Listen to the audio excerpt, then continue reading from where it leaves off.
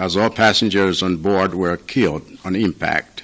Words cannot describe how heartbreaking this is, and I can only imagine how much pain and anguish you all must be feeling at this time.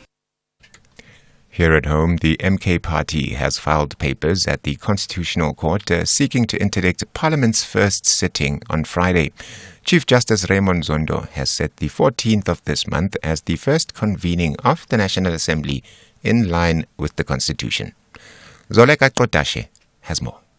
The MK party wants the Apex Court to declare Chief Justice Raymond Zondo and or the Secretary of Parliament Xolile George's decision to proceed with convening the first sitting of the National Assembly as inconsistent with the Constitution. The National Assembly is compelled to hold the first sitting of the National Assembly within 14 days of the declaration of the election results at a time and date determined by the Chief Justice, which he has already declared as the 14th of June. Zoleka Kotashe, SABC News, Johannesburg. The Student Financial Aid Scheme NSFAS says the issue of non-payments for accredited student accommodation is caused by landlords who did not register on the NSFAS Student Accommodation Registration Portal. The landlords are threatening to evict students because of non-payment by NSFAS. NSFAS spokesperson Ishmael Mnisi has pleaded with the landlords to register their accommodation on their portal. We provided an email asking accommodation providers to register so we can send inspectors to verify that it is true students are residing there so we can make payments. It is one of the things we have done.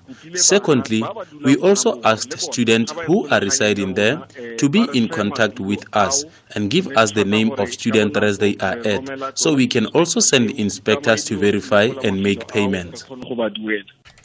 Vodacom's Forensic Liaison Supervisor Pinky Vaithilingam is back on the witness stand in the Senzo Meyiwa murder case in the High Court in Pretoria. She's been focusing on a cell phone number that allegedly belongs to accused number 3, Mthobisi Mncube. Mncube and 4 others are on trial for the murder of the soccer star who was shot and killed in 2014 in Vosloorus on Gauteng's East Rand. Pelma Kubani reports. Pinky Vaithilingam, whose testimony was halted last week due to ill health, has spent most part of her testimony this morning talking about the cell phone data from a cell phone number associated to Mncube from 23 October 2014 to 25 January 2015.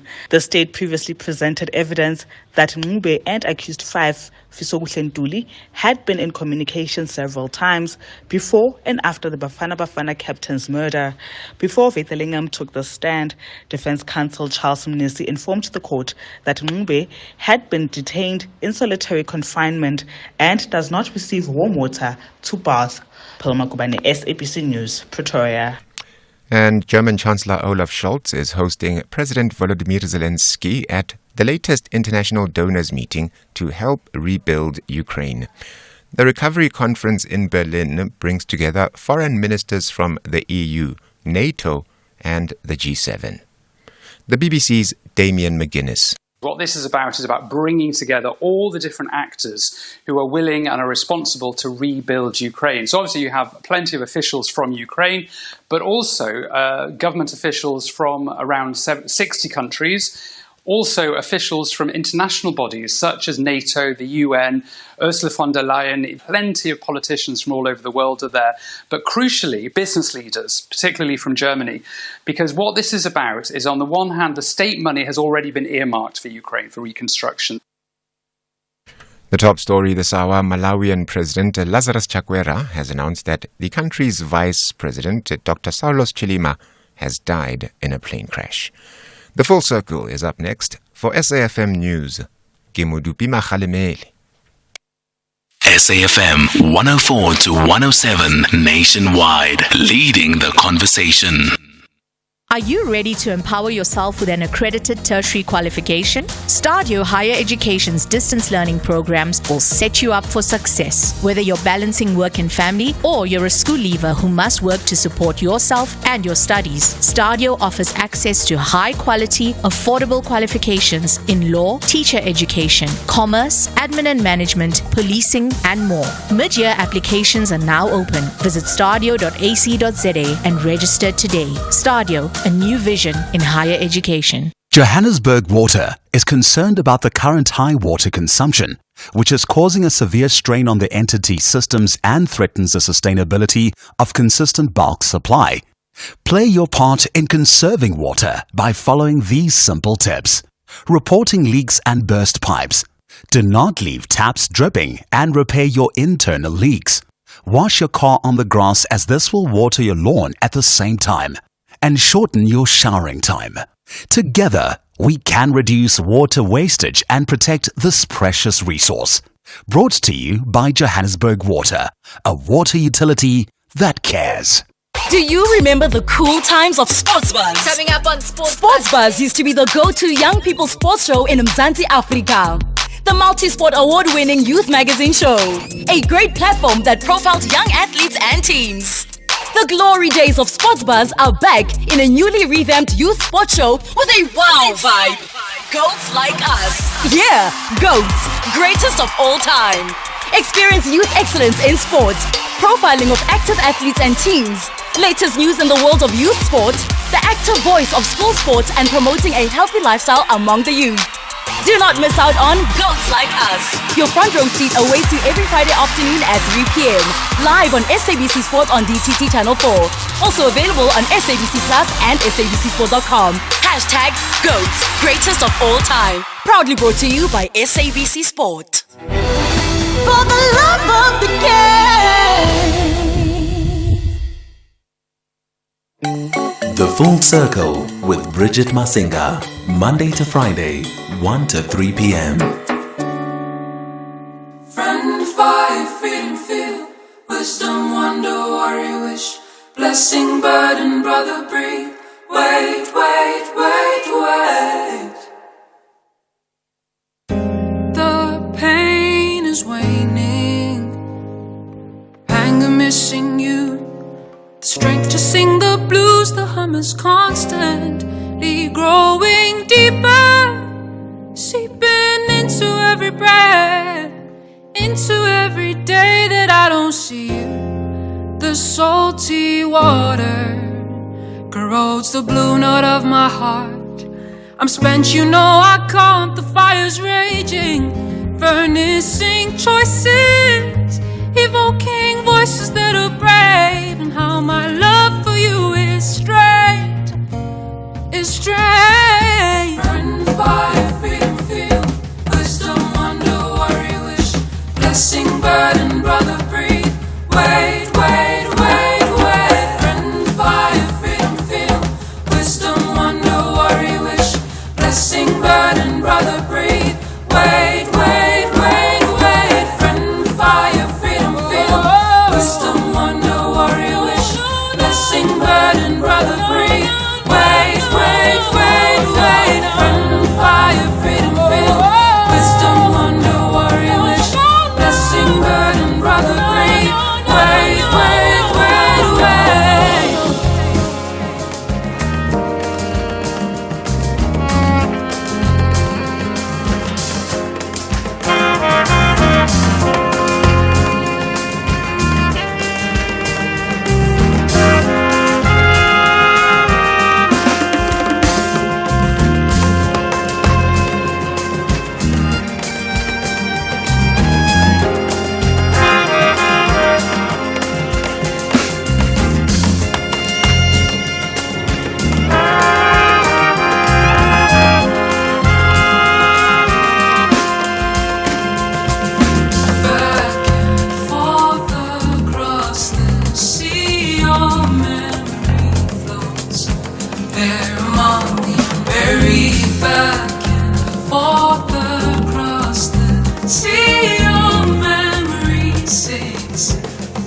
Among the buried back and forward left.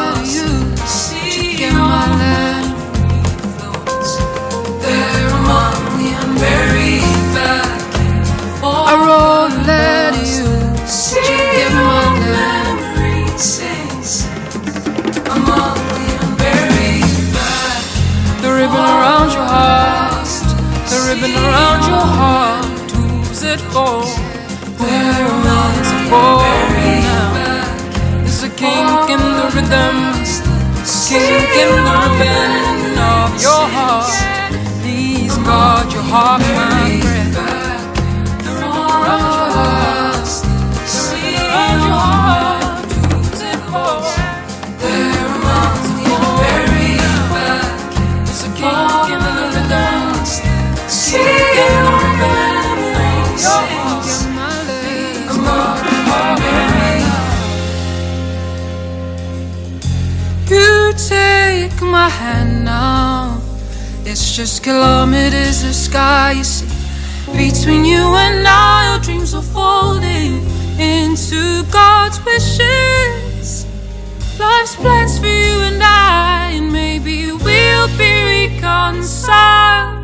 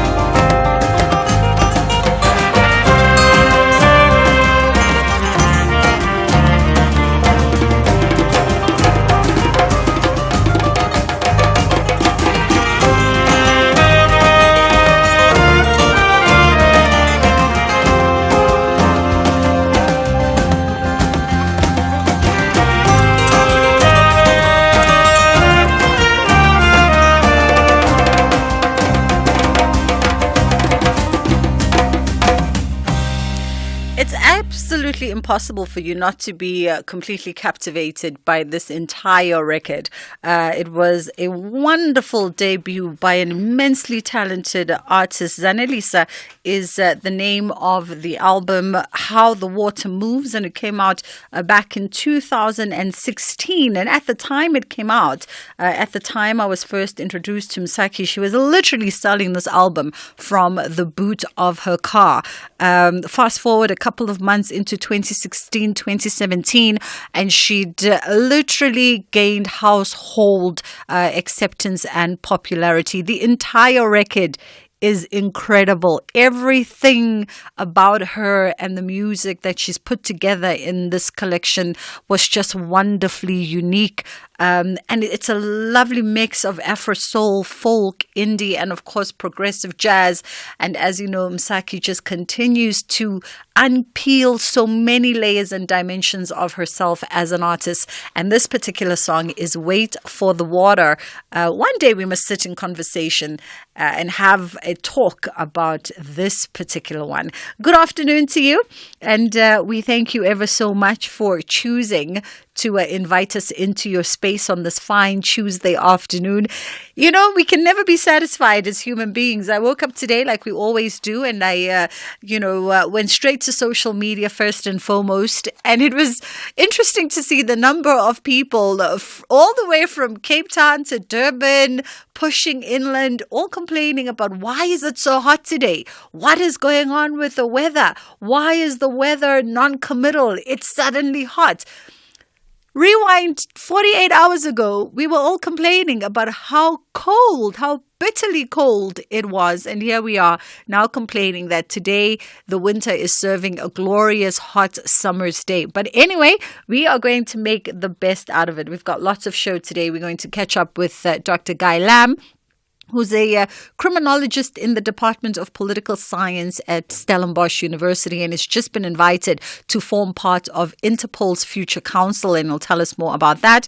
On the other side of the hour, at the bottom of the hour, we're going to catch up with, of course, a gentleman who needs no introduction by way of the work that he's done within the Philharmonics of Johannesburg, Durban, and quite a few other. Bongani Tembe is going to be joining us. And then on the other side of 2, we're going to take a health and wellness skew. It is Tuesday after all. And we're having a conversation around the early interventions that could be possible if you are, diagnosed with some kind of infertility. And we're going to have just a broader conversation around some infertility issues as well. So you might want to tap in on that conversation on 086 000 2032 or 061 410 4107. Let's take a quick pause. We'll be right back. Bridget Masinga on SAFM.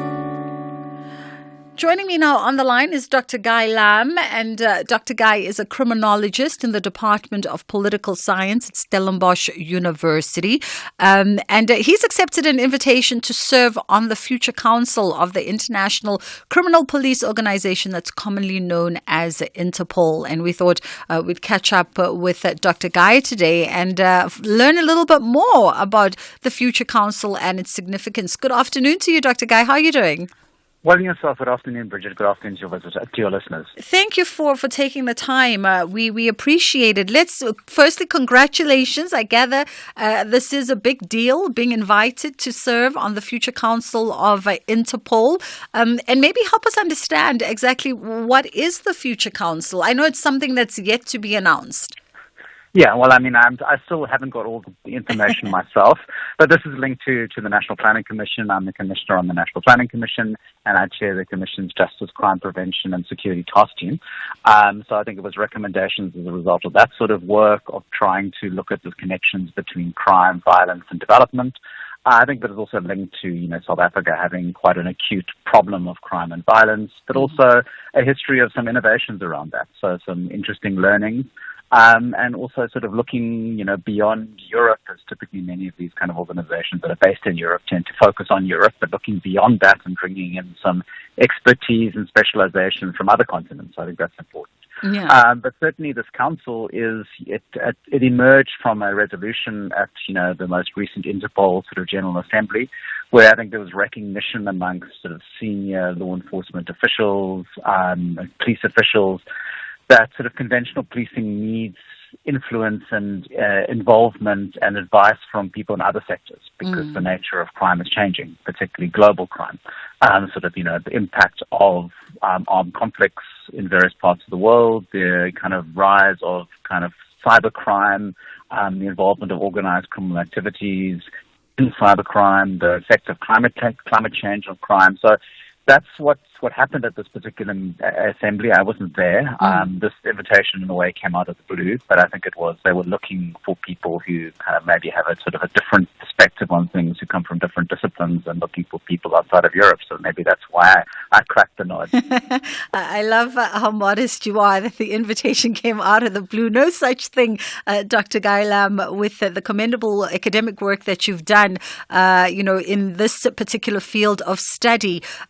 So I also know that the Future Council comprises of 8 crime prevention and policing experts from across the globe. And the significance of this kind of collaboration, you've touched on it a little bit. Perhaps let's even expand. Well, we still need to find out exactly who else is on the council. I think the invitations went out to various people. They haven't announced who the others are. I'm really interested to find out who they are. They're keeping it fairly low cost because there's going to be a meeting in a few months' time. It's going to be virtual. And I suppose from there we'll hear what the approach, what the modus operandi is, what they want the council to do. How things stand is Interpol has come out with its new strategy document, its vision document for up till 2030. And it's sort of outlining, the conventional work that it does, how it needs to work better as an organization and facilitating cooperation between police throughout the world, but also looking into the future and saying, well, what are the future threats and how can we address these future threats? So it will be a meeting where I suppose those issues are discussed, but also discussions around how can these council members help Interpol. Yeah. And of course, you mentioned, the fact that, for instance, us in South Africa, we have quite acute problems of crime and violence. And as such, there was actually what was termed the Integrated Crime and Violence Prevention Strategy that was approved by Cabinet in 2022. And you've played a key component of some of the efforts of that as a member of the National Planning Commission. How much headway have we made within, I guess, the context of whatever came out of that strategy document? Well, the important thing is it's actually now official government policy. So as you mentioned, 2022 Cabinet approved it. And it sort of builds on actually from the National Development Plan that was in 2012. And then as a result of that plan, we had a more detailed white paper on safety and security. And then it took a few years to develop an actual strategy. So we have this very detailed strategy. Government signed off on it. But our biggest problem now is there's no dedicated budget or no dedicated entity within government that's going to drive it forward. So what we're trying to do within the National Planning Commission at the moment is trying to encourage government, particularly the presidency, but also other stakeholders, to set up systems to get this thing moving, because it is an integrated crime strategy that involves different government departments. So not one government department can run it. So at the moment it sits within the Civilian Secretariat for Police, which is they did an excellent job in terms of developing the strategy, getting it ready, but now it now needs to go somewhere else. So they've been trying to move it, but we sort of, with the elections and, the kind of budgetary constraints, there hasn't been movement. But I was very encouraged to see, certainly during the election period, that the ANC was pushing it. You had other political parties that were talking about elements about this plan. So I think with the next administration, there is an opportunity here, especially since crime has been increasing. And policing can't address it alone, and we do need other government departments and involvement of civil society and other parts of government, private sector, to be involved in a kind of integrated way. So people are all working together to address the kind of key drivers of crime, because at the moment all the police can do is address the consequences. Absolutely. And of course, we all, I think, in agreement that, crime isn't party preference per se. And so it is the problem of everybody and all the leaders of our country. Let's talk about the agility as well of the leadership within the context of South Africa, and I guess juxtaposed globally from what you've observed through your studies and your work. How agile are we in just responding to the changing environment and the changing circumstance of crime domestically and globally? I mean, it's a yes and a no answer to are we agile or not agile. I mean, I think the important issue in South Africa is you've got political leaders and also leaders within, private sectors who recognize the complexity of crime, recognize that you can't just solve it for policing, even though one or two prominent individuals make the statements that, we need more police and the police will solve the problem. But I mean, I think there's a wider recognition that we need to be addressing the socioeconomic drivers of this. So that's an important issue, where in many countries that kind of public recognition isn't there. In terms of the agility, is that we have very smart leaders and we have kind of very capable people within the civil service. But our biggest problem is that we don't have a mechanism and systems set up to encourage government to work well together. We tend to work in silos, which is a global problem. And we need to find a way to facilitate this. So we get, for example, at the national level, we get the NAT joints, and we get the JCPS, the Justice, Crime Prevention and Security Cluster of kind of cabinet ministers and DGs that work well together on hard crime issues. And we've kind of seen successes in that particular way. But also we kind of need to be working a lot harder on addressing the societal drivers. And we always kind of go back to like the FIFA World Cup in 2010. We go back to kind of, responses to COVID as kind of government pulled together to address these, big issues, these big challenges, these big concerns. And they came out, they did very well. I think we really need to be taking that and focusing it on addressing what's driving crime. And of course, we can't just be, putting band-aids on it. We need to be looking at how do we create jobs? How do we create jobs particularly for younger men who are the most at risk of kind of being pulled into criminality or perpetrating criminality? How to kind of create, meaningful jobs for younger men. And in that kind of way, we can start looking and turning the corner on this issue of crime. Yeah. And while, of course, we are plagued with, quite severe crime domestically, we also are not naive to the fact that global crime infiltrates all our borders. Crime is basically borderless in 2024. So how do we then ensure, even looking at, councils such as the Future Council, how do we then ensure collaborative effort between governments and between nations in order to ensure that we're working together for the same kind of purpose and same goal? I mean, the collaborations are there. They're very good collaborations amongst the police, and they've been fairly good in addressing, for example, cybercrime and organized crime. But I think the issue is around, kind of other parts of government working together. When we look at Interpol, it's really just the police, but we need to be finding kind of intergovernmental collaboration between states for this to work. It can't just be about police working together, otherwise we're not going to solve the problem. But yeah, the sort of future is very much about different government departments working together, but also across state boundaries to collaborate with other similar departments all together, focusing on improving public safety, improving development, making the states and countries in the world safer for everyone. We appreciate the time with you today, and congratulations once again. We've been invited to join the Future Council with Interpol, and no doubt that a lot of knowledge as well as new innovative ideas are going to be shared amongst colleagues that you can bring back home and help bolster the fight against crime. That was Dr. Guy Lamb, who's a criminologist in the Department of Political Science at Stellenbosch University. As we approach 1:30, and you're listening to, our conversation as it wraps, I'm wondering, in your respective community, wherever you may be, whether you are in the suburbs, in the rurals, or in what we colloquially term as locations, ekasi, do you have some kind of community safety and security measures that you and your community have implemented, whether it is community policing forums? They've been in the news quite a lot in Nanda last week. In fact, a lot of the community policing forum members were brutally murdered in their own homes by what I'm assuming are, gangs that are retaliating for the good work that law enforcement and community policing forums have done in Nanda, in KwaZulu-Natal. Or maybe you are in Tembisa, and I'm told that Tembisa now has some kind of access control booms and barrier roads that some communities have put in place to control who comes in and who goes out, just for their own safety and security. We'd love to hear from you. 086 000 2032, 0614104107 is our WhatsApp line. Do you have some kind of community policing forum or some kind of safety and security measures that you've put in place with your community? And how is that working out for you? Even if it's legal or illegal, I'd love to know about it. You can always remain anonymous. It's time now for us to get to the headline news.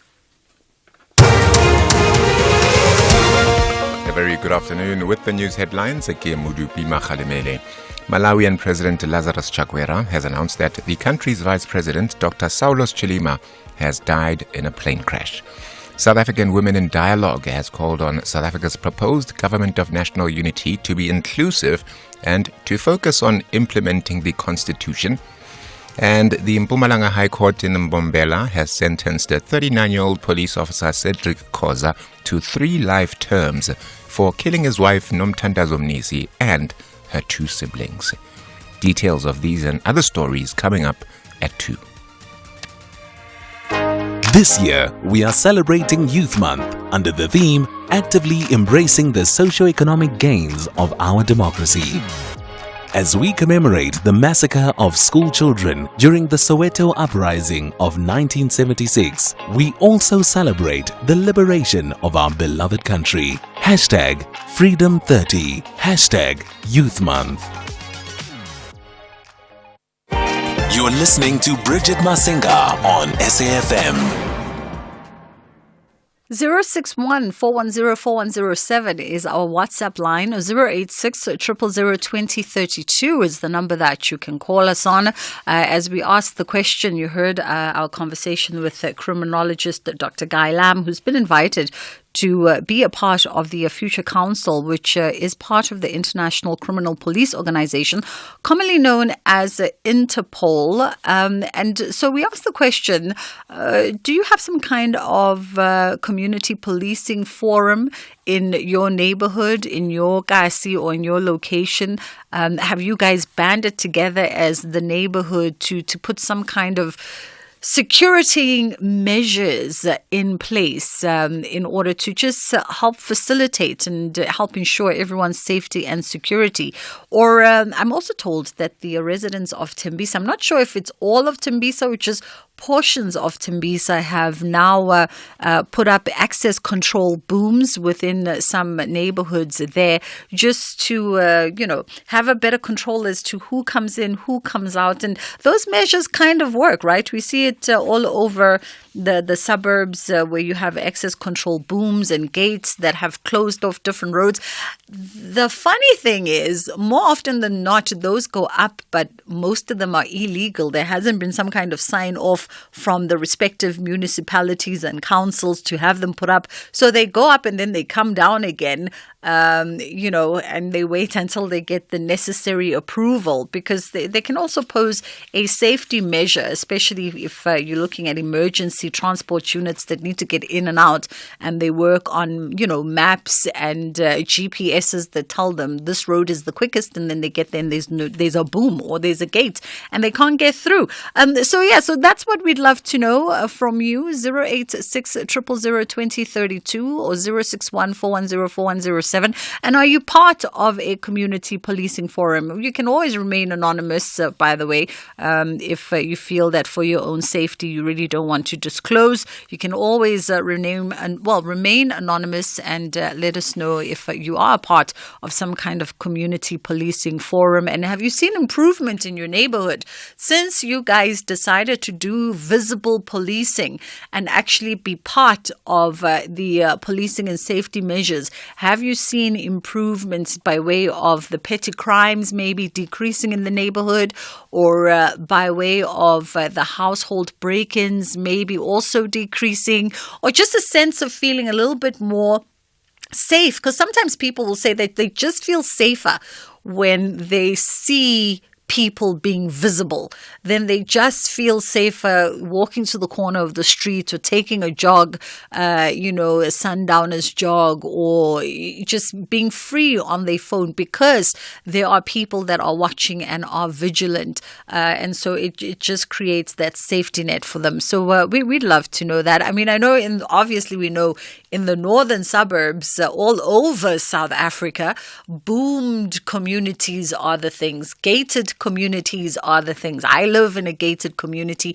I'm not too sure if that provides for better safety, because one does get a little bit relaxed. You do get a little bit relaxed, and you kind of stop being vigilant, and you rely on the cameras and the electric fence and the high walls and the security guards. But anything can happen at any given time, right? I think it's just something that makes us feel good that we have it, but it doesn't necessarily mean that it prevents things from happening. 086 000 2032 is the number you can call us on. 061 410 4107 is our WhatsApp line if you'd like to send us a WhatsApp. Let's take a quick pause. We'll be right back. Bridget Masinga on SAFM. Joining me now for a conversation for stages, pages, screens, and more is the director of the KwaZulu-Natal Philharmonic Orchestra, but he's also the director of the Johannesburg Philharmonic Orchestra, and he's also the director of another Philharmonic Orchestra that I'm now forgetting. I wanted to group all of it into one, Butbongani. I wanted to say that, the Philharmonic South Africa director. I think I'm giving you a title. How are you doing? I am very, very well, Bridget. Thank you for taking the time. Much appreciated. We always love having you on the show. Exciting times. Winter time is the time when the classical space comes alive, I think. Yes, this is when we need the music and the symphony concerts to warm our hearts. Absolutely. So you've got the second concert in KwaZulu-Natal, the second KwaZulu-Natal Philharmonic Orchestra winter season. And the concert is coming up now, actually, on Thursday, the 13th of June. Tell me about this one. Yes, we are very, very excited. It will feature Bronwyn Forbey as the soprano soloist. She was born in Durban, grew up in Durban. Went to KZN University, but now she's teaching at a university in the U.S., performing all over the world, and she's a great soprano, and she will do an operatic first half, and during the second half we'll have Tchaikovsky Symphony No. 3, conducted by the Japanese maestro Yasuo Shinozaki. So it's a concert not to be missed. Oh, wow. Sounds interesting. Okay, I'm not even going to lie, because you know that this is not my arena of forte. This is Kutluano's arena of forte, and I'm sure you're going to have a conversation with him on Saturday. But tell me about the Japanese maestro. Oh, it's really, really great. And I first brought him to South Africa, I think some 6 years ago, and he comes here every year and conducts the Johannesburg Philharmonic Orchestra as well as the KZN Philharmonic Orchestra. So last week he was in Johannesburg with Bronwyn in a sold-out concert, and this Thursday they are in Durban. And, you know, there's this perception that classical music, operatic music, doesn't have an audience within spaces like South Africa. But that's to the contrary, because there's very much a firm following of the opera and the orchestra in South Africa. Yes, it's huge. You know, when Linda and I started, you know, in the late 1970s, early 80s. I know you were not born. and you know, often will be only the two people in an operatic production in South Africa. Today, you stage any opera, at least 80% of the cast is black. You know, and of course, we've had wonderful opera singers, Pretty Yende, and many others do well all over the world. Rangwanasha, you know, whom we brought to perform with the Mzansi National Philharmonic Orchestra last year. She's doing well all over the world, and a host of others. It's opera is very popular, actually, among all communities in South Africa. You're also featuring quite the music luminaries for this spectacular season. And the season doesn't end on the 13th, by the way. It's running for a couple of weeks. Yes, the season runs for 4 weeks, both in Durban and Johannesburg, the Winter Symphony season. And we've got really the cream, the top international performers and the cream of South African performers as well. So all performing really, really, really great music. We've got pianist and a violinist and the whole works. It's really, really wonderful. I believe that music does more than just entertain people, but it brings communities together. It promotes social cohesion. It really promotes inclusion and can make a community feel safer and creative. So it's something that is wonderful. What I'm also loving, Butbongani, is seeing the sort of infusion or the cross-pollination of the different genres of music, right? The Ma'ama 2000s just came out of a phenomenal weekend with Kabza De Small being supported by a live full orchestra, which 20 years ago, you know, the Kwaito Kings would never have thought that those two worlds could come together. Yes. You know, with the Johannesburg Philharmonic Orchestra for Mother's Day, which is 3 weeks ago, we did a performance at Nerok Sculpture Park with Lira and Male. Yes. And again, taking their music, orchestrating it, and then performing with the orchestra. It was fantastic, again, sold out. It just shows the versatility of an orchestra, something that we did say some 40 years ago, but we are delighted to see this happen. We said then that opera is not necessarily Western or African. It's just a story. That is number one. You could do an opera about Nelson Mandela. We can do an opera about you, Bridget. But also it is flexible. We do symphonic jazz these days. Our concerts were great last year of symphonic jazz. We've performed with Mahotela Queens doing their music, and Ladysmith Black Mambazo. So I agree with you that it's an orchestra is a very flexible entity. Absolutely. So we are on for practically the whole of June at the Playhouse in Durban for this year's Winter Symphony season. And then in Johannesburg, where are we? At the Joburg Theatre. Where are we? We're at the Linda Auditorium. Oh, at the Linda. Oh, that's a beautiful space. Yes. Wonderful. Okay, and then it's running simultaneously, exact same time, just, different offerings on different weeks, but the two cities are coming alive with the Winter Symphony season. Yes, really, I love that word. They are coming alive, bringing people together of all races and ages, and really helping in Durban to regenerate that inner city. It's wonderful when you see hundreds of people coming to the city center at night in Durban. It's a wonderful thing. Well, listen, it's always a pleasure talking to you, Butbongani Tembe, and of course, the wonderful work that your better half is doing there at the Durban Playhouse. Look forward to an incredible season for the Winter Symphony season.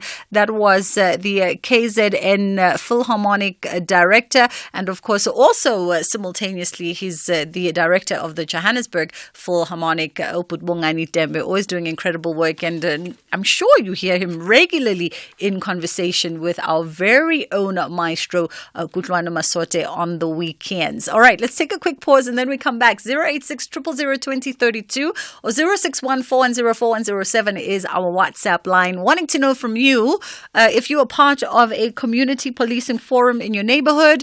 How's that working for you? How's that improving safety and security in your neighborhood? Is it helping at all? Or maybe you even are scared. You want to get involved, but you are scared because we have seen the headlines. Particularly last week, if I'm not mistaken, there were 2-3 murders of members of community policing forums in Enanda.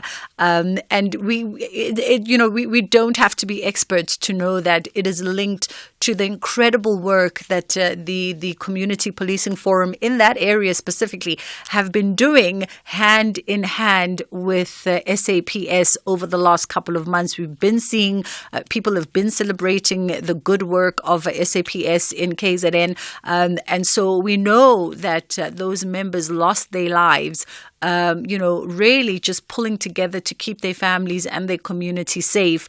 As a result of that, there was retaliation, which is very much, not the thing that one wants to see. It's very much unfortunate and devastating for the families that have suffered literal loss. But I also don't think it should be a deterrent for people to get into community policing forums and to reclaim your own spaces, right? It's about reclaiming your own spaces. Let's take a quick pause and then we'll come back and we'll go to calls. Let's have the conversation. WhatsApp voice notes on 0614 104 107. Good afternoon, Bridget. Bridget, the issue of the booms and controlled exit and entrance by the security personnel in some suburbs sometimes are bringing about proper security, but in other areas it is not like that. I remember in Pretoria North, one businessman was killed in his house, where everybody would come to a house was supposed to be authorized by the owner of the house before that person is let in.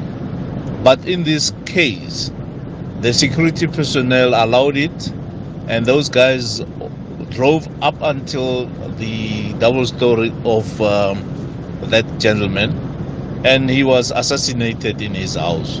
So it depends on the security personnel. If they are there to do the job wholeheartedly, obviously you'll be secured. But if you can find those that like money it won't be possible. Mataboche is my surname. Thank you. Yeah, that's actually a real point there, Matabucho. Thank you for sharing. Let's go to KZN with Anon. How are you, Anonymous? I'm very well, thank you, Bridget Masinga. I wanted to say Assalamu alaikum wa rahmatullahi wa barakatuh. I know Bridget speaks very nice about Salam. Go ahead. Okay, Bridget, I wanted to sing that song, Ubani Satanda Mela. Look back, you see a daughter, because you really you said, there's always someone there for you, and I was laughing like a psychopath here. Let me tell you about, all these security things. Sometimes they work, sometimes they don't work. Yes. My family member had the best security system. The guys pulled her gate out in 5 minutes. A group of persons with a twin cab 4x4 pulled a gate out completely, drove in, assaulted the lady of the house. Shoo. And how they knew that her husband just left 2 minutes ago, and they entered the house. They didn't assault the housekeeper. They assaulted the lady while she was feeding her baby, and she had the best security system. Everything, cameras and the works. Sure. Fencing and everything. Yeah. But sometimes it just doesn't work because these guys know how to get around it. So, but with all due respect, I just want to say to the people, be very observant of your surroundings. And, each neighbor, always look after one another's home. And be observant. You don't need the CPF. CPF can't be everywhere at the same time. So you don't need the CPF. All you have to do is when you find a person sitting around your home for more than 15 minutes, go out to them and ask them, hello, how are you? Are you waiting for somebody? Then they say, yes, I'm waiting for a friend. So I say, no, is it possible for you to go and wait at the store? Not here, because they're monitoring your movement. Where you're going, what time you're going, what time you're coming. They monitor you. Good so point. We have to be very observant and monitor them. Very That's good the point. difference, and look after one another's home, in the neighborhood. Each one look after each other's home. Absolutely. And you can... Very, very good point. And the phone cut. Thank you so much for that. And thank you for the salutations. Much appreciated. Let's go to WhatsApp. Hi, Bridget. Afternoon, Bridget. I'd like to remain anonymous. I'm from Tembisa. Yeah, these boom gates, so far they are helping because we have a serious challenge with law enforcement agencies, SAPS and EMPD. Number one, SAPS, they now deliver,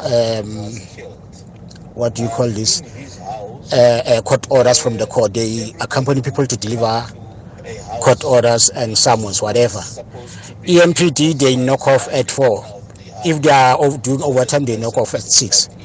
So every time when there's a crime happening, you call the SAPS line, you call SAPS. They don't have transport because of transport is out delivering summons and court orders. You call EMPD are nowhere to be found because of they knock off at 4. So now these boom gates are helping us a lot. They are helping us a lot. Even though we know that they are not legally approved, but because of we don't have anyone to talk to or to run to help us with crime. That's the reason why we have this with these boom gates. Thank you. All right, let's get into Kids Corner. We'll come back on the other side and find some time to air some more of your voice notes. Mama Kiti, I heard Rand Water talking on the radio about how dangerous it is for people to encroach on their pipeline servitude. Yes, those high-pressure Rand Water pipelines are under the ground distributing megaliters of water. When people build on top of the pipeline, Rand Water is unable to conduct maintenance on the pipeline, which has a negative impact on water provision. Pipelines can burst without warning. People could get seriously injured or worse. Yes, people can die from a bursting pipe. That is why people need to understand that Rand Water servitude is where a Rand Water pipeline pipeline is located. If we build our houses or businesses on a Rand water servitude, then we are encroaching on that servitude. They say if communities want to know whether they've encroached over servitudes, they should look for the Rand water beacons. The beacons indicate the presence of Rand water pipelines under the ground. They're rectangular, made of concrete, are painted either white or blue, and have the Rand water logo on them. Let's take a walk around our area to see if there are any Rand water beacons so that we can also tell the neighbors. Rand Water, celebrating 120 years of existence and still finding new ways to provide clean, portable bulk water. One outfit will walk away with sad faces when Bakaga clash with Amatats. They both feel it is time to go back to the PSL, but they must deliver football intelligence on the field. Who belongs to the top league of Football Lasemzansi, Bakaga or the students? This is the Premier Soccer League promotional playoffs. Baroka FC tackles Pretoria University FC on Wednesday, 12 June at 3 p.m. live on SABC3 and SABC radio stations. Hashtag We Love It Here. Proudly brought to you by SABC Sport. For the love of the game.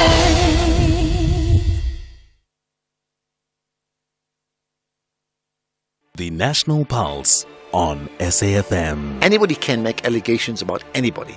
And if you step aside or resign merely because of allegations, that can be manipulated simply to get people out of position. No. Of course, I hear you. That's why, as an employer, you can't just fire all your employees. You need to go through a process. And part of that process is, for example, a disciplinary hearing. Because in terms of disciplinaries, normally, there's some policies and stuff that certain actions may contravene certain policies. So what I'm advocating for is a trial, a criminal trial. The state has to show beyond a reasonable doubt that you are guilty of an offence. But sometimes people's actions may not be a crime, but they have contravened policies. Advocate Stephanie Fick, Outer Executive Director for Accountability and Public Governance. The National Pulse, weekdays, 3 to 6 p.m. Bridget Masinga on SAFM. This program is brought to you by SABC Education, enriching minds, enriching lives.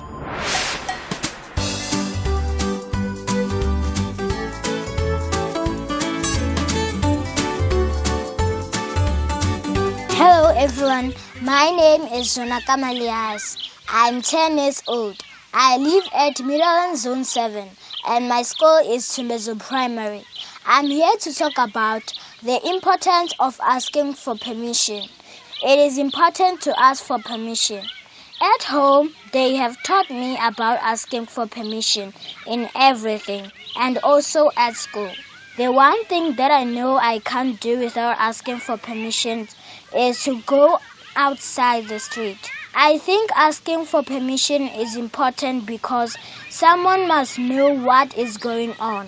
I'd gotten into trouble for not asking for permission. I was playing with my friend at the street. I came home late and my mother was looking for me without any clue where I am. No, I did not find it fair. Thank you. Hello, my name is Ndamulero. My son name is Nemtangwe. I'm 10 years old and I'm in grade 5. Yes, it is important to ask for permission. At school and at home, I have been taught to ask for permission. One thing I can't do without asking is using my parents' phone. Asking for permission is important because it shows respect. I once got in trouble for using the TV without asking. It was fair because I did not ask first. Hello, my name is Muchizma Peta. I'm 11 years old. I'm in grade 6. I think asking for permission is good because we can't just do anything without asking for permission. The one thing I know I can't do without asking for permission is going to the toilet at school, at home, is going out playing. I think asking for permission is important because when we ask for permission, it's like we're acknowledging them, where are we going, so that when something happens or we get in trouble, they know that we ask permission from them. I have gotten in trouble for not asking for permission because I went out to play without asking for permission with my mother. when my mother was cooking and I went out to play and I came back late and then I got in trouble for not asking for permission. I will say it was fair because when I went out to play without my mother's permission, I thought that something bad would have happened to me and my mother wouldn't know where I was and what happened because I didn't ask permission from her. Hi everybody, my name is Kate. Most of the things in my house are things that you don't really need to ask for, like chips and food that you don't need to ask for, like drink. We don't need to ask for those type of things. And there are things that we need to ask for, like if we want to, let's say we want to bake a cake, then we have to ask, or if we want to have someone else's food or something, then we have to ask or use like something. It doesn't have to be food in general. So I ask for things that don't belong to me, and I don't really ask for things that I know belong to the whole family. And the importance of asking is like in a child's life, when let's say I don't ask to be in the kitchen and cook or something, I could burn myself and get really hurt, or like anything could happen. Like if I want to swim but I have to ask, I can't swim without asking because I could really easily drown in the water. So asking is important. Hello everyone, my name is Mushfiqa Talib. Yes, I always ask permission before I want to do anything. I always ask my parents for permission since they are the only adults I am with. I normally ask my mom for permission because she's the only one at home when my father's at work. Asking permission for something is a must because when we ask to do something, our parents will either say yes or no. The reason we must ask is because they know best and they know what is best for us. So it is always a must to ask our parents before doing something because it might be dangerous or it might not. My name is Karabo Malebo. Yes, I do ask for permission before doing anything at home. I ask my mom or my nanny for permission before I do anything at home. Why I think asking for permission is important because the parents need to know where you're going and what you're going to be doing. Like for instance, when you want to go to your friend's house for a sleepover, your parents need to know that you're going, because without asking your parents, they can also lead to getting stressed. That's why you should always ask for permission before going to a friend's house or to a sleepover. It's really rude to not ask for permission.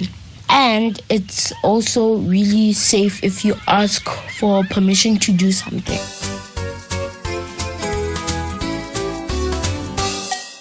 Hello friends! Today let's discuss the importance of seeking permission whether at home or school. Asking for permission is a way to show respect for others.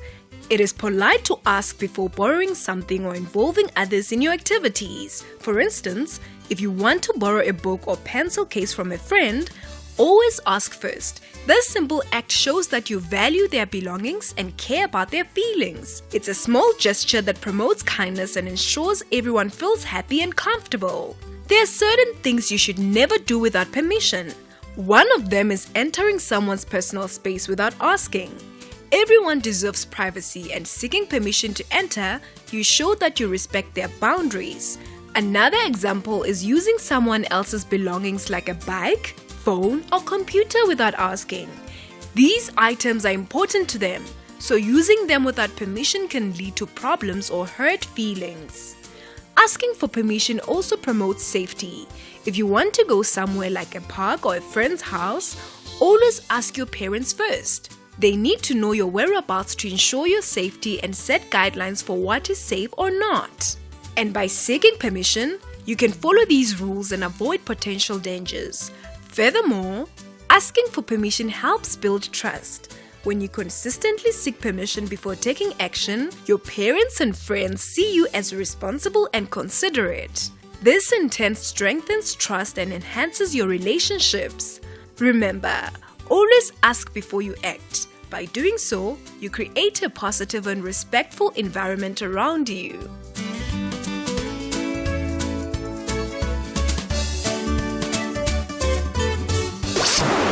This program was brought to you by SABC Education. Enriching minds, enriching lives.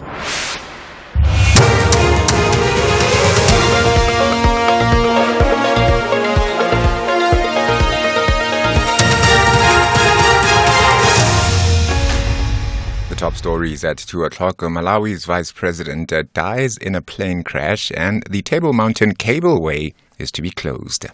A very good afternoon. Malawian President Lazarus Chakwera has announced that the country's vice president, Dr. Saulos Chilima, has died in a plane crash. He was with 9 other people when the plane left Lilongwe yesterday morning. The military plane had been scheduled to land at the Mzuzu airport, but due to bad weather, it couldn't and went off the radar afterwards. Chakwera addressed the nation in Lilongwe.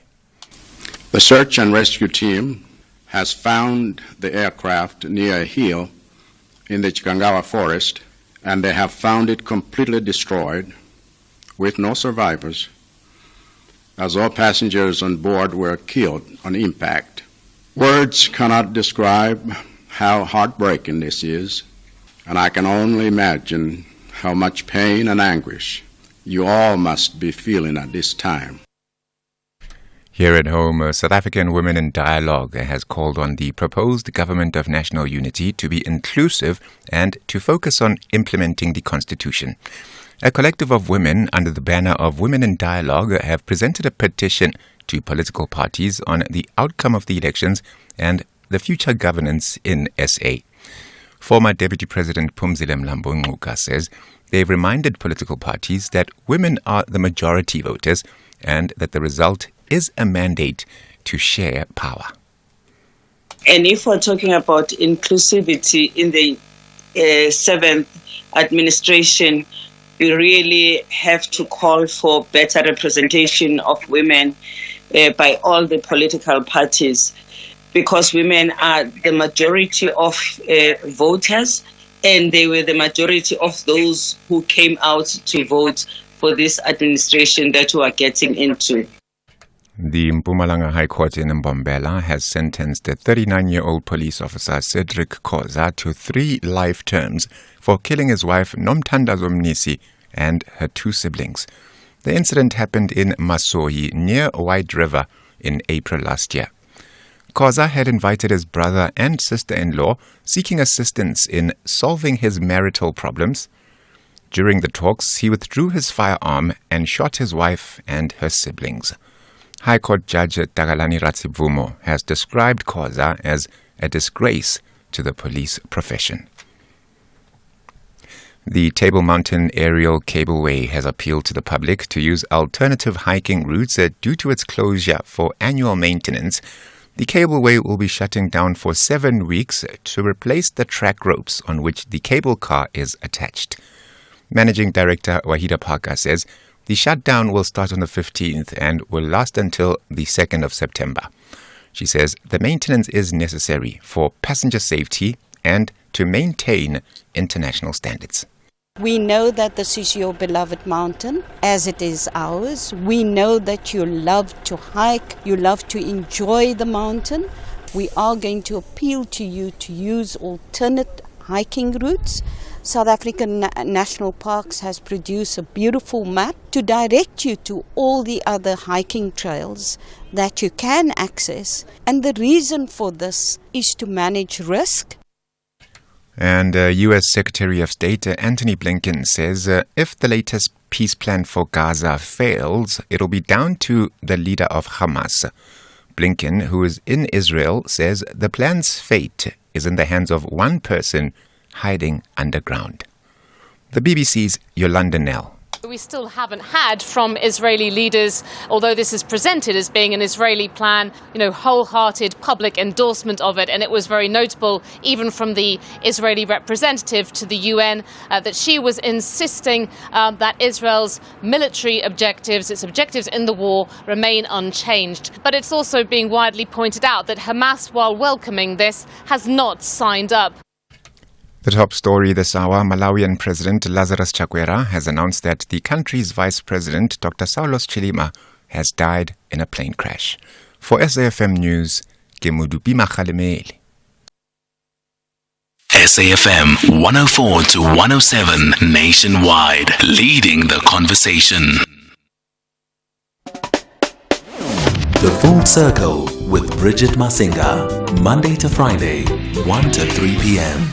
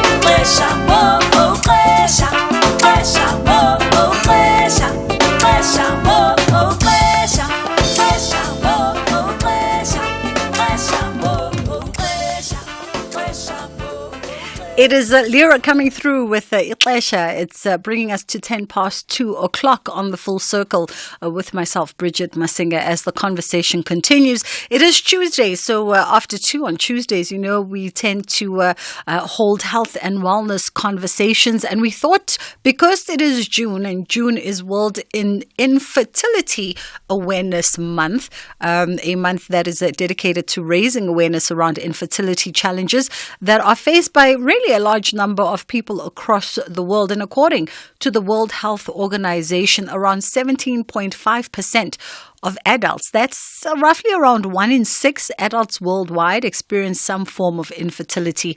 And we thought we'd invite Dr. Liesel Oysterhuizen, who is a specialist obstetrician and gynecologist, to help us understand some challenges and some issues in and around this topic, and maybe even, what are some of the measures medically that you could perhaps explore alongside your partner and your family for whatever unique diagnosis you might be facing. How are you doing, Dr. Liesel? You good? I'm good. Thank you so much for having me today. Thank you for the time. Thank you for the time indeed. Let me just remind my listeners that our lines are open on 086 000 2032 or 061 410 4107. As you know, when we have medical and legal experts, we sometimes open the lines if you have a question or point of clarity that you'd like to get some advice or information. But we do it with a disclaimer, always saying that, the doc can't give you any kind of diagnosis or precise information because she's not privy to the uniqueness of your case. So you'd have to seek further consultation with someone else. But let's get to World Infertility Awareness Month, which is this June. And I think when we talk infertility, Doc, it's a broad term, right? It's not one singular thing. 100%. It is a very broad term, and it's going to mean different things for different people. So our traditional definition of infertility always refers to a 12-month period of regular sexual unprotected intercourse in which you have not conceived as a couple. Now, the important things about this is it needs to be regular. What is regular? 2 to 3 times a week, but specifically around the time of ovulation. It doesn't really help if you're skipping that time. And in our patients under 35, we're very happy with that definition of 12 months. And our patients older than 35, specifically the female patients, we would prefer that you don't wait until it's been 12 months, but rather go ahead and seek assistance after 6 months. When you're looking at this definition of infertility, there are quite a few things you need to bear in mind. First of all, the first thing I hear from patients all the time was, I haven't actually actively been trying, but trying does actually mean if you are having any kind of unprotected sexual intercourse, whether or not you have the intention of conceiving or not. And furthermore, some patients will also have something else going on in the background they might be aware of, such as polycystic ovaries or endometriosis or an issue with the sperm. And in that case, again, you get a bit nervous about relying on this definition of 12 months before you would say, come in and have an assessment with us. Yeah. I also want to, I think some of us have sort of learned through conversations and experience about this 12-month regular unprotected intercourse. Because I feel like it's something that is not really communicated. People start trying to have babies, starting to, practice reproducing. And they're just not sure when is the period. And when you hear this 12 months regular unprotected intercourse, suddenly a light bulb clicks. It's a simple sort of category, but it's one that's not widely communicated until there's some kind of issue. 100%. It's definitely not very well communicated, and especially the fact that you don't need to wait 12 months until you come to see us for an assessment. A patient where the female partner is older than 40, I wouldn't even say wait that 12 months. Don't even wait that 6 months. Rather come and get that information about where you stand before you embark on this journey and turn around a year down the road and say suddenly, hold on, I should have done something earlier and I've wasted these last few months. And it's not only in terms of time wasting, it's the emotional cost of this process of trying to conceive a period every month and a negative test. We're trying to avoid that as well. Absolutely. And we always skew the conversation towards female, and I think it is very important, and we'll rope in the gentleman on this one as well, but it is very important because the female biology and the male biology sometimes work considerably different. And the female biology, you'll hear women saying, I've been at war with my own body, because it's just a different time frame and different circumstances that you often chasing, as obstetricians. 100%. I mean, we have to look at the social situation of women these days. And a lot of the time we spend our entire reproductive life trying to not fall pregnant because it's drilled into us from when we're young. Don't fall pregnant. Don't have an unplanned family. Wait for the right person. Establish your career. Then as women in our late 30s or early 40s, we've now, ticked all the boxes, and now you want to fall pregnant, and now it's really difficult. And it really feels like your body is betraying you as a woman, because this is meant to be that thing that you're supposed to actively prevent happening. And now suddenly when you're saying, okay, I'm letting go of control, let's see if it happens, it's just not happening the way we expected it to. And there are also other things that can happen, such as endometriosis or polycystic ovaries, and then you have these around and you feel like your body is letting you down, or you decide at the age of 43 that now you want to have a family because it's taking you a long time to wrap your mind around that, or your social situation to be ready for that. And now you feel like your body and your aging has actually gone and let you down because you still feel very young, as we all do. And it's a difficult pill to swallow at that point, that you're saying, actually, hold on, what's going on biologically is very different for you. And also very unfairly, it's very different for your male partner, because he is going to be in a very different situation where he's probably capable of having babies into his 50s. Whereas you as the woman are very limited in terms of how many eggs you actually have and how good those eggs are. Yeah. That's the other part, Doc. Before we move on, and I want to ask you, I know you've mentioned endometriosis, and I want to ask you some of the sort of the other things that might cause infertility. But what you talk about there from that point about how many eggs you have and how many of them are fertile. Another bit of information that's often missed by way of communicating is the understanding that females are born with as many eggs as you'll ever have. Whatever that number is that you have when you are born, that is the complete and total number. You don't generate more as the years go on or as the months go on, but that is it. If you're born with 20, you just have 20. Yeah, 100%. So what we do know is, as a fetus, so when you are still in your mom's uterus, you actually have the most eggs you will ever have. And by the time you are born, you've significantly lost a lot of those eggs. Some of the numbers thrown around, you go from 6 to 7 million down to 1 million at the time of being born. And every single month, what happens is you recruit a whole bunch of eggs. They all start to grow. One of them should go on to dominate and ovulate. And it's not your best egg. It's not the best chance of getting pregnant. It's just the egg that outgrew the rest of them. Those other eggs then die out. So every single month, as you're a teenager, you're losing eggs. All throughout your 20s. Are losing eggs. So as your egg bank balance starts to decrease as we get older, you start to spend fewer and fewer eggs every single month. So your egg numbers do decrease and you aren't able to suddenly create more eggs. But more importantly, what you can't do is change the quality of those eggs. Those eggs are with us from the time we're in our mother's uterus, and they are constantly exposed to damage. And that damage accumulates over the years. And that's why when we get older, we are going to have far more poor quality eggs that we actually can't medically improve. There are multiple strategies to try and limit the damage that you can cause to those eggs in terms of some supplements that we have some evidence for, not outstanding evidence, but some evidence for. Lifestyle changes such as not smoking. But the bottom line is you can't fix the egg quality. And that's the big misnomer about fertility treatment is we can't grow more eggs and we can't change the quality of those eggs. So that's what our limitation is. And that's what we have to go into a consultation remembering, is that we are exactly where we are and we can't change that. Yeah. I had a fertility specialist who said IVF does not produce, a positive result for pregnancy. What it does is it mitigates the circumstances that could lead to you maybe not having that positive ending, but it doesn't do any better than natural processes of trying to produce. 100%. The whole concept of what you're doing with sort of your top end fertility treatment in terms of IVF is you're trying to get a whole bunch of eggs that the ovary would have given me that month.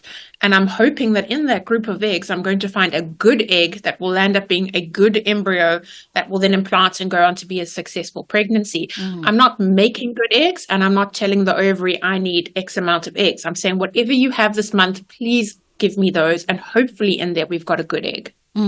It's 20 past 2. Let's take a quick pause here. Our lines are open 086 000 2032 and 061 4107. We're having a conversation around infertility. If you have any questions or perhaps that you'd like to get advice as to your journey and maybe who you should now be seeking, whose expertise you should now be seeking, the good doctor is around to share some information and steer you in the right direction. Bafana, the AFCON 2023 bronze medalist takes on Zimbabwe Tuesday, the 11th of June 2024 at Free State Stadium at 6 p.m. Gates open at 3 p.m. and tickets are available for 50 Rand for adults and 20 Rand for children under 12. Scholars in uniform and students, student card required at Ticket Pro. Come dressed up to support Bafana to win prizes. If you're not in Mangaung, catch the game on SABC Sport on DTT Channel 4 at 6 p.m. Also available on SABC Plus and SABCSport.com. For more details, visit safa.net and Bafana on X and TikTok. This year, we are celebrating Youth Month under the theme Actively Embracing the Socio-Economic Gains of Our Democracy. As we commemorate the massacre of school children during the Soweto Uprising of 1976, we also celebrate the liberation of our beloved country. #Freedom30, #Youth Month. You're listening to Bridget Masinga on SAFM. Let's bring men into this conversation that we're having with Dr. Liesel Oosthuizen, who's a specialist obstetrician and gynecologist. 086 000 2032 is the number that you can call us on, or 061 410 4107 is our WhatsApp line.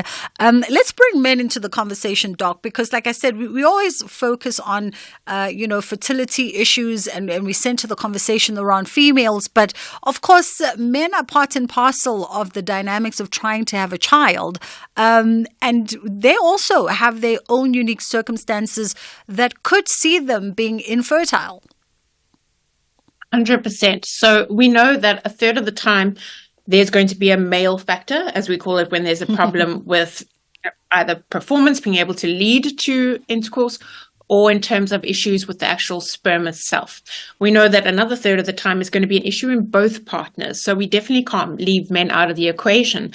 And the one side of it is, yes, as women, we are sort of pressurized that the problem is with us. But the flip side of that is that men are not given all of the information and the resources. So very often when they find out there's a problem with the sperm test report or some other problem that they might be experiencing, they're not given the right resources or support. It comes down to just saying, okay, well, now we need to do IVF, and they aren't fully investigated. And we don't really pay very much attention to also what's going on with them psychologically, because it is a very challenging thing for a man to be told there's an issue with your sperm test results. It's very tied into their psychology and their masculinity as a man. There are multiple different things that can happen from a male point of view. So we're going to have varying degrees of abnormality when we're looking at a sperm test report. Sometimes there might be sperm that's not swimming as well as we should have them. Sometimes there might be just a reduction in the count, but sometimes there might be no sperm whatsoever. Oh. And the treatment that we are going to offer is going to be tailored to what we find. We also need to probe further and try and understand what the background is. One of the most important things that I see day in and day out is men who have been offered testosterone supplementation by their doctors because they are having symptoms of a low testosterone. And that will very often result in no sperm in the actual sperm test. So it's also about spreading awareness about that. There's a lot of information coming out now about the effect of lifestyle on the actual DNA function inside of the sperm. So what we call the DNA fragmentation, how broken that DNA is. And we know that bad DNA fragmentation can result in recurrent pregnancy loss and abnormal embryos. So the older men get, the more fragmented the DNA, they will also have affected outcomes for their partner. It's not as simple as saying it's only the woman's age. We also have to take into account the men's age and very specifically his lifestyle, smoking, being overweight, not getting enough exercise, all of those things contribute to healthy sperm. And it's not a quick fix. So it's not a case of stop drinking this weekend, your sperm is fine. It takes 3 months to see the benefit of whatever lifestyle change you make in order to actually reap that benefit as a reproductive couple. Yeah. Let's outline some of the factors. I see you anonymous in East London, and we'll definitely jump to you. Let's outline some of the factors perhaps that also could contribute to infertility. You spoke about endometriosis. We know obviously early menopause is now a real thing, but I've also learned from IVF specialists that South African women in their mid-30s now that were considered fertile in yesteryears, years gone by, there's now exhibiting more and more issues around infertility in that age range. 100%. So, first of all, we have to take the effect of our current lifestyle on the actual effect on our eggs, because we did come from a generation growing up where smoking was more prevalent. We've gone through our 20s with perhaps a bit too much alcohol use, and our general lifestyles are not particularly conducive to fertility. But even patients who have now cleaned up their diet and are following all the lifestyle guidelines might start struggling. Some of those things we might find might be related to whether you might have fibroids. So that is something that you could actually have as a woman. And that's something we don't entirely know why women get fibroids, but they can affect where we want a baby to implant. It can also be related to STDs, because there are pelvic infections that can block the tubes and cause problems from that side. Yeah. There are a multitude of things that start to present a bit later, such as adenomyosis, when the actual lining inside of the womb starts to grow into the muscle of the uterus, and that can also start to affect your chances of conceiving. So there are quite a few things, not only lifestyle and societal, but there are quite a few pathologies that start to present a bit later on. Yeah. They might also be masked if you're on a contraceptive when you are younger. So you might not know that you have polycystic ovaries in your 20s, or you might not know you have an irregular or absent period because you were on the contraceptive pill. And it's only once you stop that pill, your actual cycle emerges, and then you know you have a problem. And on a personal note, there's so much information that needs to be shared about adenomyosis, because unless you've been diagnosed with it, a vast majority of people don't know. They are very familiar with its adjacent cousin, endometriosis, but not it. And it often goes misdiagnosed even. 100% it goes misdiagnosed. And we're having more and more findings that it's presenting in women younger. And that's probably because we can now actually identify it. Previously, when I was still training in medical school, you would only diagnose adenomyosis once you've done the hysterectomy for the horrible periods and you've taken out the uterus. Then you would make that diagnosis in the pathology lab. Then we started seeing changes on MRIs, and now we can actually pick up the changes on ultrasound because our ultrasound machines are now so good. So it's a diagnosis we are making more and more frequently in younger women. We know it's there. It's not necessarily it's starting earlier. It's just a case of we're detecting it and diagnosing it earlier.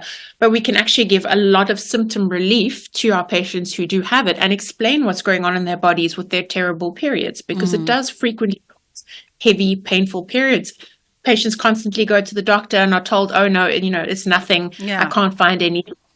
Meanwhile, there's actually this going on in the background, and then we can offer you very good therapeutic options. Absolutely. And the sooner diagnosed, the better the conversations you can have then about what measures you put in place around safeguarding, your egg reserves and all kinds of things. We'll have this conversation, Dr. Liesel, and we might just bring you back to focus on adenomyosis on its own. Like I said, I'm personally vested in it. It's approaching 2:30. Let's take a quick pause and then we'll come back. There's some questions for you here around low sperm production and a few others, and so we'll come back on the other side and get to those. Perfect. Very good afternoon. With the news headlines, the Western Cape High Court has dismissed with costs an EFF application which sought a declaratory order paving the way for members of Parliament who've been physically manhandled by Parliament's protection services to sue for damages.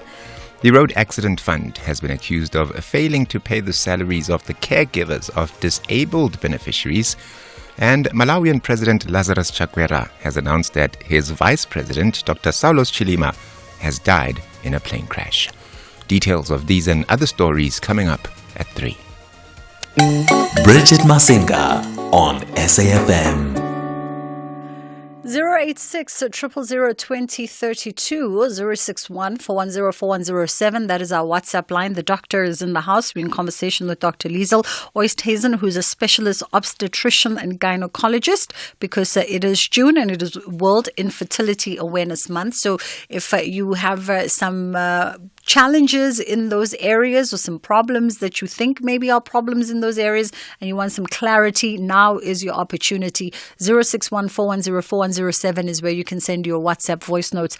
Let's actually go to WhatsApp. Let's play the voice note first. I'll come back with the question and then we'll go to the call. We'll do it back to back, and so the doctor can take notes and then we'll answer the group in one. Let's have the conversation. WhatsApp voice notes on 0614 104 107. Hi, Sis Bridget. Sis Bridget, the topic you're touching on is very, very, very crucial and important, because this is exactly what's happening. And the thing is, I share the same sentiment with Doctor, because most of the time when things like this, maybe you're looking for a baby or something, when something goes wrong that includes sperm, the whole blame is being put on men. You know, the first person to look at having a problem is the man, and the words that comes out of many, like most partners to their partners, like boyfriend, they're so hating that they demoralize men like integrity, because at some point you feel belittled, you feel small. And it's funny because sometimes when you move on from that relationship, the next person, it happens that you get a baby. And now the question is, who has a problem? Gwena. Very interesting, Gwena. Yeah. Hey, there's a lot of factors there, social factors. Women would argue that women take the brunt of this blame socially more than men do, but that's up for debate. But either or, whoever is being blamed, there really is no need to blame anybody. The question is, what causes low sperm production during intercourse? I don't drink and I don't smoke. I go to the gym and I eat healthy. That's from Anonymous for you, Doc. What causes low production during intercourse? The other question is, my partner and I are trying to conceive. She's 40 years old and we need advice as to how to have a healthy pregnancy and safe delivery. I mean, that's a very broad question, but maybe you can steer them in the right direction. And then Anonymous in East London, how are you? Good afternoon. I'm good. Thank you for taking my call. Pleasure. Go ahead. I'm speaking under correction, but I heard that there's a product that you can use to suppress, for a woman, to suppress ovulation to avoid falling pregnant. I just wanted to ask if that is correct. I just wanted to ask, what is the dangers of taking the product for a prolonged period? Could it lead to infidelity? Awesome. Okay, thank you. Thank you very much. I presume you mean infertility and not infidelity, because we don't want you to go out there and wandering with other people. Anonymous in East London. Thank you for that. Doc Liesel? Sure. So just on the first WhatsApp. Yeah. I mean, I think you need to look at every couple individually. And I'm always very clear in saying to my couples that this is not a male problem or a female problem. This is a couple problem. And you need to look at it as a couple and how to address it. I can see what he's saying in terms of very often society will put the pressure on the woman. But the minute there is a problem with the sperm, it is very much like a lot of female partners will suddenly go, oh, I'm fine. It's got nothing to do with me. This is all you. So I think we need a conversation back to it being a couple issue and how can we optimize the couple for fertility and them on their fertility journey. So trying to take the blame out of it. There's already so much and so much shame. We don't need blame to be a part of it as well. Absolutely.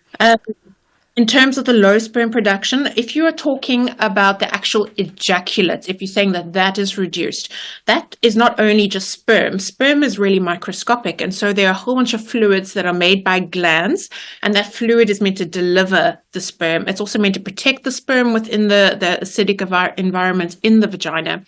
Most of the time, if there is a reduced volume, and you're saying realistically it's almost every single time that you ejaculate, then that's usually because of an obstruction. So somewhere in one of the little pipes, there's an obstruction, and then that's something that needs to be investigated. The flip side of that is every single couple who come in and they drop off a sperm sample will all make some kind of a comment about, is that it, or it looks too little. Consider 1.5 mils a normal volume. So that, from a volume point of view, tells me there's generally no obstruction. So it's just also to sort of temper your expectations as to what you think the volume is going to be. Yeah. Also, here I work out, I go to the gym, just make sure there are no testosterone containing supplements that you might be taking. Mm. From the point of the 40-year-old female and you're looking for a safe delivery and a healthy pregnancy, step one on every pregnancy journey is get on some folic acid, ideally a pregnancy vitamin as well. You want to get all of those on board. There's also a lot of evidence coming out we should be supplementing with choline, which is a tricky supplement to find, but it is available to help baby's brain and their intellectual function later on. So make sure you're on the right supplements. Make sure that your lifestyle is conducive to a healthy pregnancy. So not smoking, not drinking, getting, a good, sort of dose of fruit and veg, as well as, your meat products, making sure you're not focusing just on one restrictive diet. It doesn't help to go and follow any crazy diets. You need some joy in your but make sure you're not overindulging. You also want to try and go into pregnancy at a healthy weight, because the more weight you are carrying, the higher the risk of problems with high blood pressure in pregnancy, with diabetes in pregnancy, and affecting the baby. So trying to make sure you keep your weight under control in that fertility journey. Obviously, it's not as easy as let me go drop 50 kilos. But if you're taking those steps in the right direction, then we're definitely going to help. You also just need to be aware of what testing is available when you are pregnant, you are trying to conceive. So from a pregnancy point of view, if you are older than 40, in fact, I would say older than about 36, 37, when you are pregnant, let your doctor know immediately, because you want to make sure that you're not missing those really important first scans where we can figure out exactly how far pregnant you are and be able to offer you all of the testing to look for any chromosomal or genetic problem in that pregnancy. And everyone will always refer to Down syndrome. It's always known as Down syndrome testing, but there are specific tests we like to do to look at your risk in pregnancy. I can't remember what the last question was. Can you refresh my memory? No, I think you covered it. I think, the last one that we got, our other callers, I think, got a little bit shy just now because they've just dropped on my producers. But, yes. So the last one that came from Anonymous was asking around reproductive pills or medications that one uses to suppress ovulation, and do those exist, and what are the dangers there, if it's used for a prolonged period?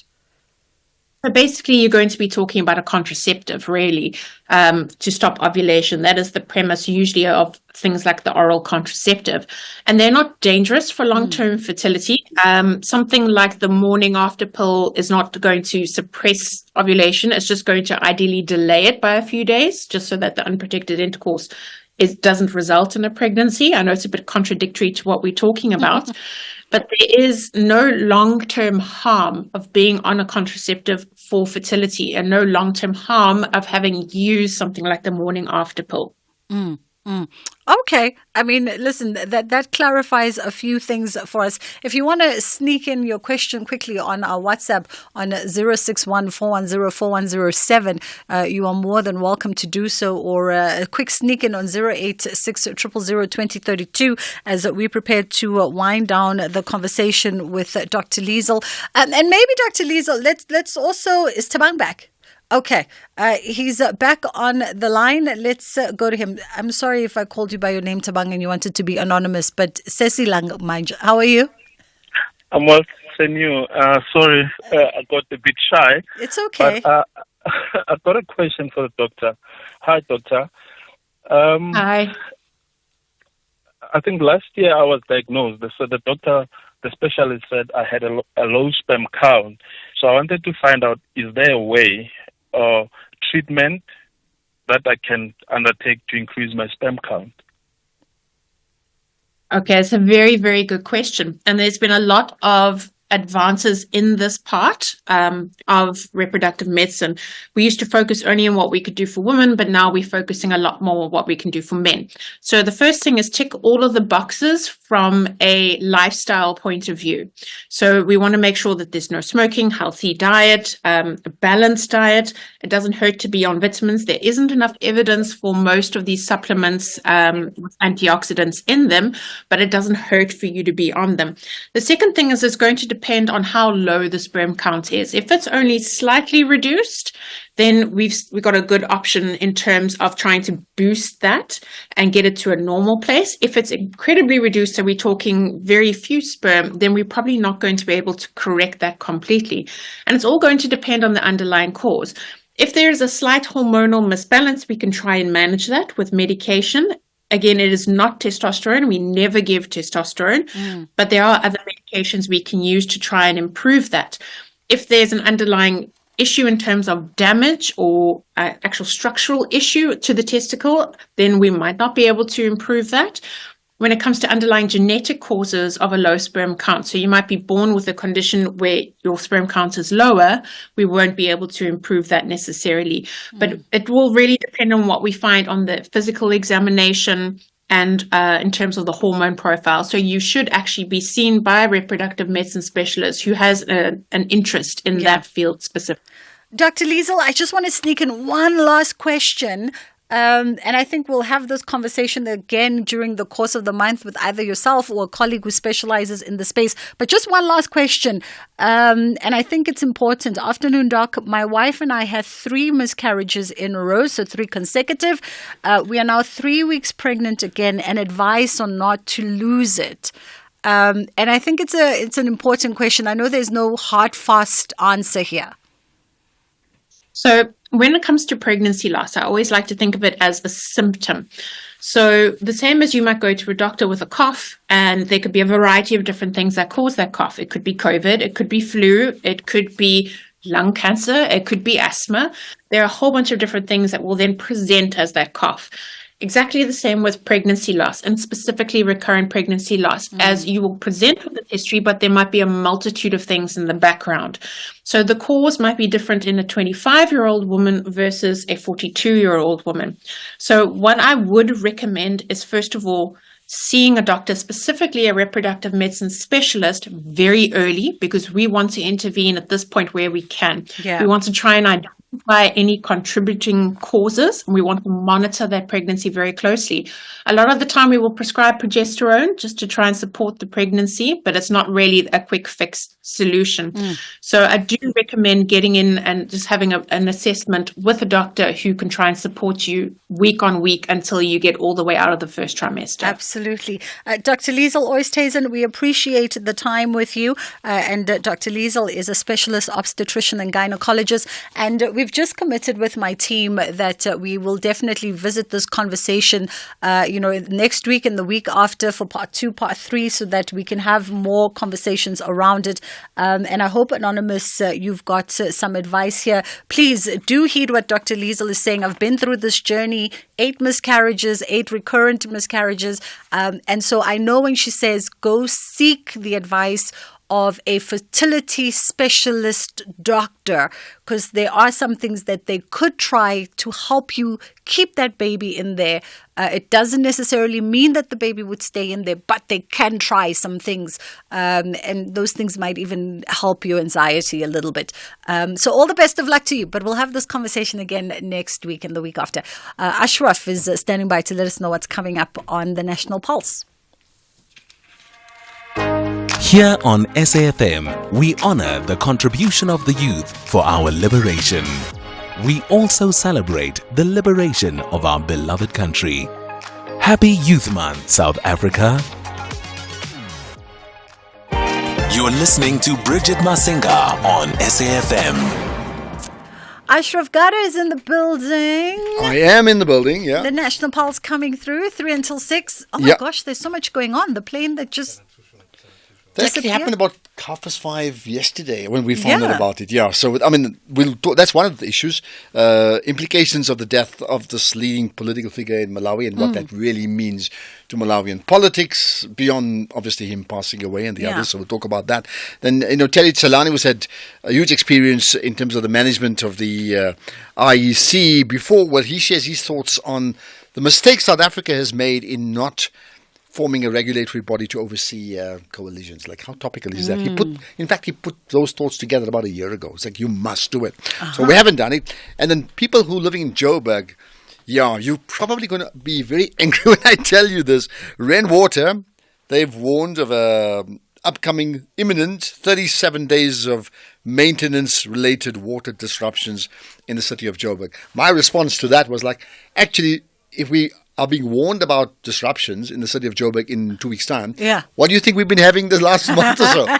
We're getting it every day. Wait till I tell my wife. I'll have to message her. She'll be infuriated. So that's 37 consecutive days? Yeah, well, with maintenance, I mean, obviously, it's not every single hour, but basically, you're going to be disrupted 37 days in a row, approximately, coming up in about, I think, 2 weeks' time or so. Guys, I live but in I'm making the point, I'm already disrupted. So, like... So what's the difference? Ashraf is coming through 3 until 6 with his team, of course, bringing you the National Pulse. You're listening to Bridget Masinga on SAFM. And as we wait on our next guest, Dr. Shane Hain, to join us on the line, who's a member of the South African Society of Psychiatrists, just to double back on that conversation that we had with Dr. Lisa, I hope that you did get some advice. It can be a very emotional journey, with all kinds of ups and downs when you so desperately are trying to start a family or add on to your family, and then you're encountering all these hurdles. It's just an emotional roller coaster. So over and above the medical advice in as far as what you can do for, to tackle some of the infertility challenges that you might be facing with your partner and your family, but also just seeking the counsel of somebody within the field of psychology or of psychiatry, just to help you deal with the emotional impact of it, because it is emotionally daunting when you are so desperately trying to have a baby, or in the case of the other WhatsApp where you've had 3 recurrent miscarriages, and now you're in the early stages of pregnancy, you get into this perpetual mouse ring of just emotions, the desperation, the anxiety, the waiting, the panic, and you need to manage that and compartmentalize those emotions before they take over. So I do hope that everybody is in a position to seek some kind of counsel. Speaking of counsel, we are now talking the Comrades Marathon. Is this something that's out of reach? And can you get moving for better mental health? I think a vast majority of us on social media, Dr. Sean. By the way, can I get clarity? Is it Dr. Sean or Dr. Shane? It's Dr. Sean Hain. Dr. Sean, thank you very much. I think a vast majority of us on social media will agree that there's no reason to run the Comrades Marathon. and yet here you are saying, actually, it could be something great for your mental health. Yeah, I think we're trying to put the public mental health message out that exercise is not only just beneficial for your physical health, but it's actually probably even more beneficial for your mental health. And we're not saying you should go run Comrades, because that's not everyone's thing. But we are saying that any form of exercise can actually really help in treating mental health symptoms. Yeah. 1 in 4 South Africans, in fact, experience some kind of mental health condition. And you say that this is the leading cause of disability both locally and worldwide. Yeah. In fact, depression is now, I think, the leading cause of disability worldwide. And it has large effects both at home and with relationships and at work. Expand on that a little bit for us. Let's unpack that a little bit more. Okay, so depression, it's essentially, I think sometimes it's quite hard to explain to people, but it's essentially how I like to explain it. It's almost a hijacking of your thought processes, almost like a negative sunglasses filter, where you start seeing yourself and the world and others as very negative. And this can have obviously it has big effects on the family and on parenting, and in the workplace it accounts for billions of rands of loss in the South African economy alone, from decreased work ethic to days off sick, and it can be it's devastating. Yeah. So are we then getting this? We talk about the concept of work-life balance, which speaks to healthy body, healthy mind, healthy spirit. Are we managing to do that, though, in the context of just everything that we are and everything that we deal and handle in this era of, the sort of generation that we are in? I think my opinion is that it's getting much harder in our modern life, and I think in the socioeconomic country that we live in, it's almost really impossible to have that work-life balance. And I think special thought often goes to mothers and what they are expected to do, and it does seem impossible to be able to manage your mental health amongst everything else that you need to do. So I think it's incredibly difficult, and I think it's all up to ourselves to prioritize our own mental health as far as we can, if at all possible. Yeah. So you say that we don't necessarily have to run the hardest race on the earth in order to get that better mental health, but even gentle exercise, you suggest, could do the trick. Yeah, there's been a lot of evidence coming out in the last decade or so that they talk about moderate intensity exercise as probably the best. And when you think about moderate intensity, you're thinking about maybe a brisk walk. So maybe a bit faster than a leisurely walk. And any exercise that raises the heartbeat a bit that much is beneficial. And so it doesn't have to be running with comrades. It doesn't have to be you don't have to be a sportsman. All it can be doing chores around the house. It can be doing a walking meeting at work instead of sitting down.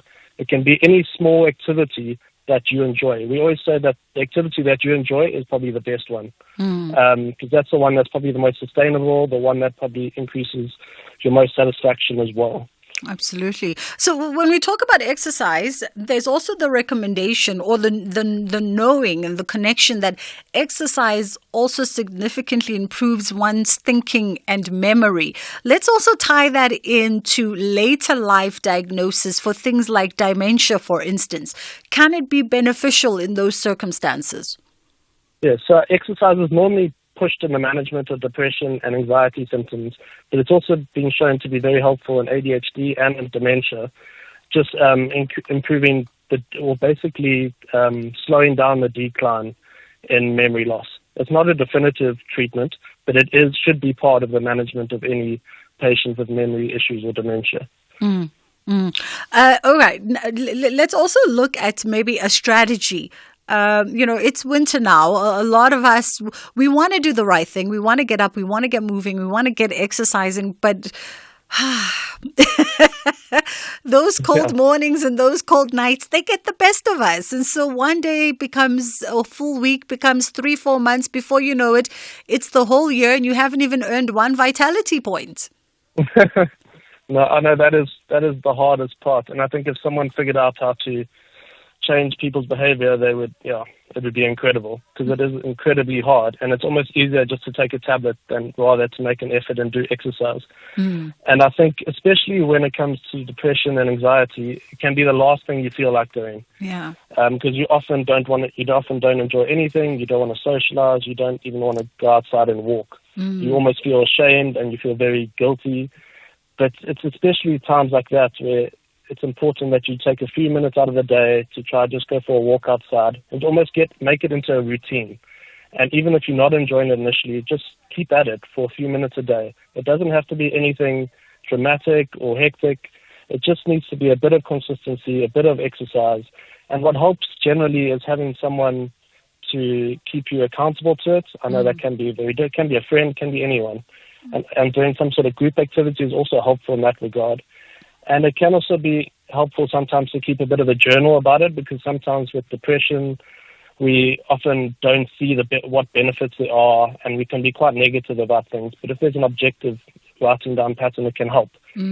But it is one thing. It is easy to say we should be getting out there and going for a walk, but it's a much harder thing to actually do it. And I think what I'm also taking away is what you've just said speaks to almost implementing a strategy, and especially if you're seeing somebody, a doctor such as yourself, a doctor of psychiatry or psychology, you're able to work together on strategies that get you out there, get you moving, get you enjoying the fresh air, and get you connecting with yourself on a different level. For those who don't have access to somebody who's going to professionally walk the journey with them, what advice would you give them as to how to get moving in the right direction?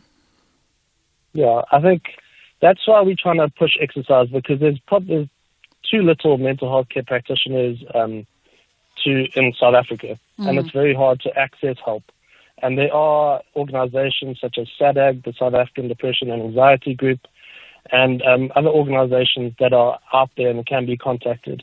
But I think it often comes down to the individuals and what we can do in our communities. And as communities, I think the more we talk about mental health difficulties and our own mental health difficulties, it breaks down the stigma that it's not a weakness. It is 1 in 4 people are struggling with it. And the more we talk about it, the more accessible things will become. And also, I think it's just important to just chat to friends or family about it. And if people are coming to you, talking to you about your difficulties, it's just... Dr. Sean? Well, looking at the time, we've run out of time, but I think the essence of what Dr. Sean was saying before the networks rudely disrupted us is, lean into any kind of support. Lean into the support networks that you have, family, friends, people with shared interests, even colleagues at times. There's always that one colleague that you feel connected to. You feel that there's a safe space there and you can lean into them. And consistency is the other thing. Just commit to maybe going out and just walk to the corner, walk to the corner of your street, and then maybe tomorrow you'll feel like turning the corner, and before you know it, by the end of the week, you might have walked around the block and you feel a little bit better. Just commit to it, and hopefully it will help balance you out and help get you in a better mental and psychological state. Really, there's something about being out in the elements. It's just something about breathing fresh air. It disrupts your thinking. If you've been in this perpetual cycle of anxiety and worry and all the rest of it, you just go out, and before you know it, you're no longer thinking about how the world is falling apart, perhaps in that immediate moment, and you come back realizing that no, it was just that immediate moment, and maybe there's a better outlook for the rest of the day. But yeah, I think the essence of today is also understanding that we all are going through things, and let's be a little bit kinder to one another, and extend some kindness, some love, some understanding, and some support to each other. And we thank you all for sharing your intimate experiences, particularly around our conversation with infertility with Dr. Liesel. And we will have this conversation amongst other conversations as the month unfolds, because it is Infertility Month. So you can always tap in when we have the conversation again as it continues. But for today, I wish you all the very best of luck. If you're out there trying to make a baby, I hope you got some advice and it all works out for you. My streaming operator is looking at me like, I said, if you are trying to have a baby. If you're not trying to have a baby, that's also fine. But if you are trying to have a baby, we wish you the very best of luck. It can be a very difficult journey, and it can be a very emotional journey. It's not as easy as we grow up thinking that it is for quite a lot of people. 1 in 4 women struggle to have babies for one or the other reason. So let's just be kind to each other. We will see you tomorrow. Inshallah, God willing, we get to do it again.